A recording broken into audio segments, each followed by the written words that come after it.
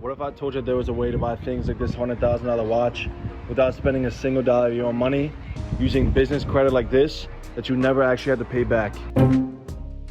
Here are the top 5 worst money decisions. Learn from others' regrets so you don't repeat them. Number 5. My first biggest regret is spending too much on rent. I recently signed a lease for a $2,500 a month apartment, but it's never just $2,500 a month. You have to factor in utilities, application, admin fees, and move-out costs. All in all, this is gonna be around $2,700 a month over a 14-month period. I feel like I would've been better, spending somewhere around $2,000 a month and saving that money and investing into the stock market, which is gonna lead right into my next biggest financial regret, which is not investing early enough. I started investing consistently around 23 years old, and I really just started getting into it over the last few months. I invested a little bit when I was 19 or 20 years old. I invested like $3,000 into a Robinhood account. I checked it a few weeks ago and it had doubled. It was like $6,000. A big part of that is because I got lucky and I put a lot into Nvidia, but I believe this just showed me how powerful investing really is and how much this can compound. Don't get me wrong, it was like a 5 or 6 year period, but still, this is a long game. It's not a short game. Big reason why I want to invest earlier is because I want financial freedom. For 4th of July, of course, we had some time off from our jobs and I had 9 days off to just do whatever I wanted. And I was so much happier. Let's be honest, jobs are jobs. We don't want to do them. We want to live free. So I want that really bad. But it'll take time. Those are my 2 biggest financial regrets. I know it's nothing crazy. I really haven't had many financial regrets. Let me know your biggest financial regrets in the comments. Number 4. This is probably the dumbest thing I've ever done financially, like long term. Sam and I used to work on cruise ships. Every week we'd fly somewhere different abroad, not throughout the United States, like abroad. Like you go to China and then you go to Japan and then you go to Sri Lanka and then you go to Alaska, right? You're always going. But we were broke. We would go fly literally with like dollars and like $10 in our account, like dollars. And like we'd be in the airport, like splitting a pretzel, like broke. But we were out making money so we could pay off this debt. And we just got, I think you can get used to anything. So I just think we were used to not living on the edge. Yes, living on the edge. Living on a prayer, it sounds like. Basically. And so one time we'd gone to Argentina. So certain countries, when you come in and then exit, you have to pay a fee that's called a reciprocity fee. And the fee was $25 per person. When I tell you we didn't have it, and we were like standing there looking at each other like, do you have it? Because I don't have it. Like we were about to spend a night in Argentina. It was one of those points where it's like, okay, I've got like $18 on this card. You can try to run it and I hope it'll go through. I'm okay if it ends up on an overdraft. Just try it. Get me out of this country. Do you know it went through? And I praised the Lord so hard. And yeah, we got hit with the overdraw, all that stuff. Number 3. I have $40,000 in credit card debt. 40. So let's talk about it. First of all, that is a statement that I thought I would be taking to my grave. I never thought I would tell another soul. And in fact, until today, I have never told another soul about my struggles with credit card debt because this is not the beginning. If we rewind all the way back to about 19 or 20-year-old Lana, that is when my journey with credit card debt began. I was 19 years old and I was dating a man who was 31 and he did not support me or help me financially in any way, and I was trying to live his lifestyle off my minimum wage job, and I was living outside my means, to be quite frank. I got myself into credit card debt.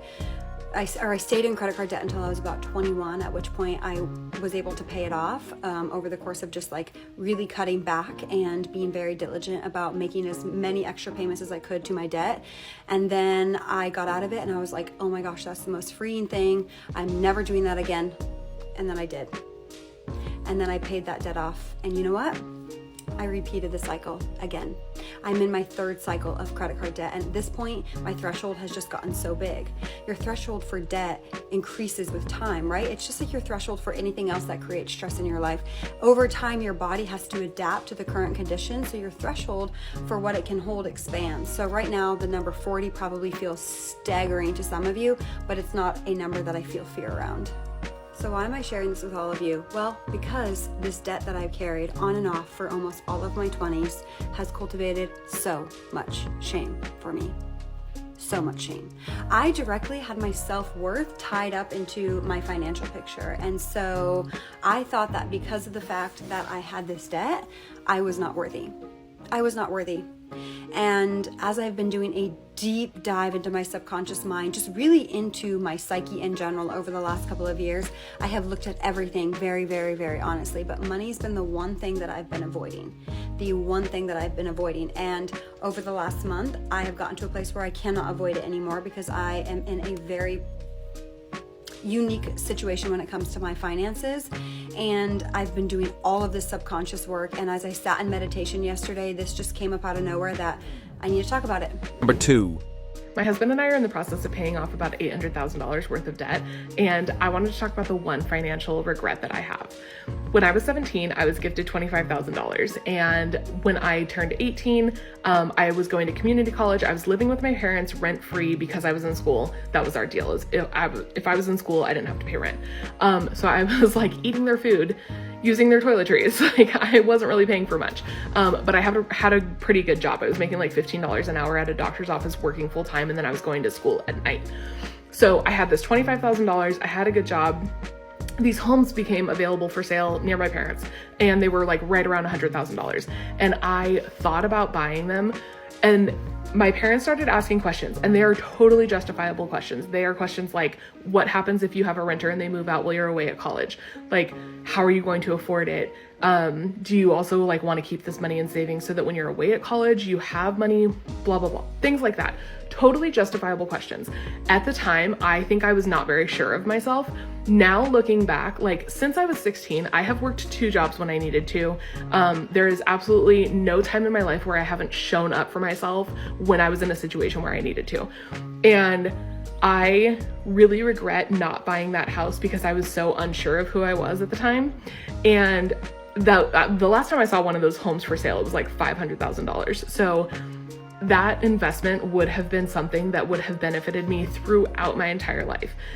It would have been a home that I probably never would have lived in, but I would have been able to like have a renter in for forever and then sell it if I wanted to. And I really wish that I was sure enough of myself at 18 to know that I could have made that work. And it is just a really big regret that I have that I didn't end up doing that. Don't forget to support the channel by hitting the like and subscribe button below.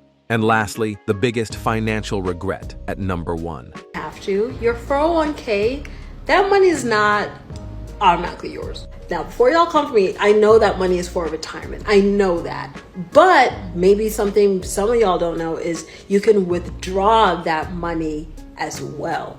Withdrawing it before retirement, before you're 59 and a half years old, creates a lot of fees and things like that and penalties for you, but you can still withdraw it. Here's the mistake. Your company might have a provision on that account that says you have ownership to our portion of the money we've put in after a certain amount of years. I did not know that. So when the company I had worked for has the provision of you must work here for 2 years to be entitled to the $12,000 we've put up, and I quit at 1 year, 11 months, imagine my shock when I no longer have that portion of the money. Subscribe for more Voice of Value content.